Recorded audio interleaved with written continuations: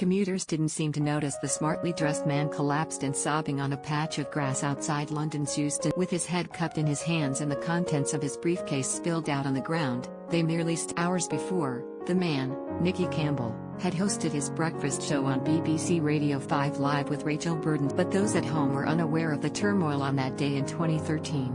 At 6:30 I said good morning, the biggest lie I'd ever told, to our listeners, he said. Weeping, he rummaged for his mobile, knowing that only his wife Tina's voice could calm him. Get in a cab and come home now, she told him. We're going to sort this out. Tina, with whom Nicky has 4 daughters, was true to her word. She arranged a doctor's appointment for the following day who referred him to a psychiatrist. A diagnosis of clinical depression and bipolar followed. She's my savior, she'd seen it coming and had realized it had come to a head. Nicky, 59. Tina had seen the signs over years, starting with his obsession with litter lab. She put up with me chasing people over the common and photographing them for dropping litter, he says. I used to go out with a phone to photograph people, like I was going hunting.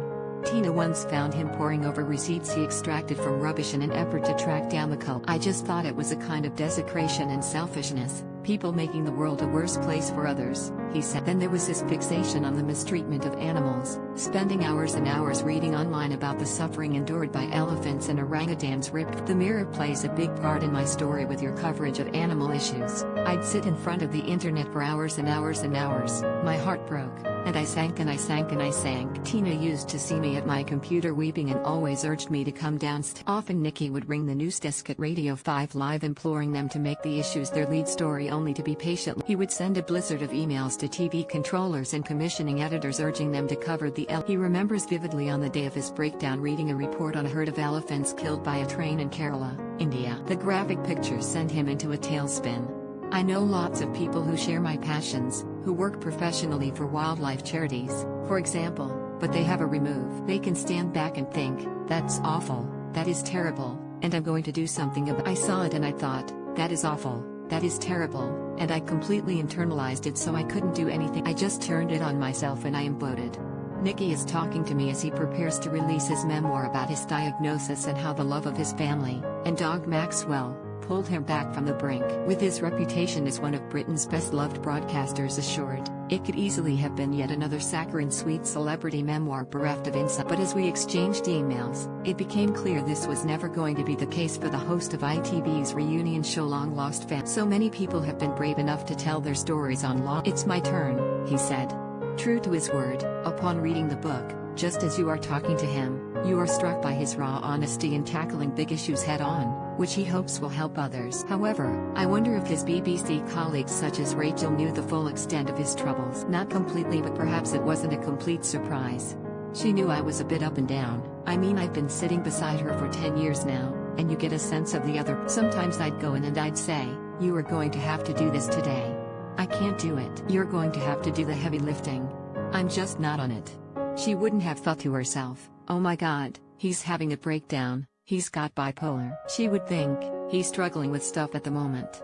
The heart of the memoir is his quest to trace his biological mother who had traveled from Ireland to Scotland to give birth to him. Although she sent Christmas cards for the first 5 years of his life, after that they had no direct contact. He was brought up and adopted by Sheila and Frank Campbell in April 1961, when he was just a few days. Ex-social worker Sheila, who died last year, worked as a radar operator with the Women's Auxiliary Air Force during the Second. Although his childhood growing up in Edinburgh was full of love, Nicky wrestled with thoughts of being an imposter and having been abandoned by his birth mum, nurse Stella Lackey. In his 20s he decided to track her down. She had 2 children, including him, within 18 months. Their first meeting in the bar of a Dublin hotel in 1990 was a world away from the polished reunion scenes in Long Lost. Nicky, spurred on by Guinness, felt nothing as she shuffled in 2 hours late, looking for. In Long Lost Family we're given the best counseling, the best psychological help, he says. We have this very delicate process to make sure somebody is psychologically robust, and it's right for them. I had none of that.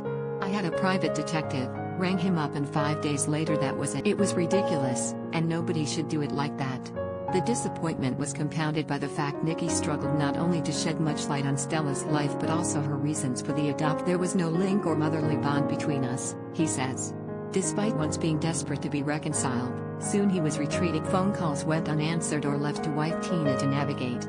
Stella's letters were left unopened and hidden in a drawer as cherished as pizza delivery. Meeting his half-sister, the first child Stella had given up for adoption, was a ray of sunshine, but in 2008, 17 years after first meeting, the story could have ended. It wasn't until years later, and Nicky's bipolar diagnosis, that the jigsaw pieces slipped into place. When the psychiatrist said, "You were bipolar, is anyone in your family bipolar?" It all sort of clicked. That is what an adopted child looks for all their life, a connection to someone, the recognition of the longing for some genetic link, and I found it. While there had been talk of her depression, Nicky's own diagnosis saw him focus on Stella's behavior. She had these manic episodes and used to talk about the depths of despair sometimes. Then there were those unopened letters of hers hidden away for years. Sitting down on a Friday night with a bourbon while his family were in bed, he began reading them. My hand was shaking. Then, another swig and I got into it, and things just started to make a bit of sense. That's all we want in life. Among the reams of spidery writing and streams of consciousness, he found what he was looking for. All the people who matter know about you, she wrote. These 8 words have made a big difference to me, an acceptance, however late on, that to her and to others in her life, I existed, he said. One of the family, Why a Dog Called Maxwell Changed My Life by Nicky Campbell is out now, published by